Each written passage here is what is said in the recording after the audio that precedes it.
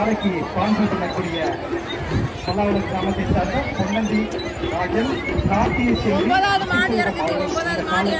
Sponsor பண்ணுகிறார்கள் என்பதை தெரிவிக்கிறேன். 4வது டீமாக இங்கு செல்லக்கூடிய டீம் ஐயனார் துறை. தற்போது ஆடுகளத்தில் மீறி பாய்ந்து ஒரு 4 கால் பாய்ச்சலோடு தவறிக்காரர்கள் அதனை அடுக்கே தீர்வாக காத்திருக்கும் வீரர்கள் ஐயனார் துறை அணி வீரர்கள். தற்போது ஆடுகளத்திலே கலந்து கொண்டிருக்கும் சாலை ராமநாதபுரம் மாவட்டம்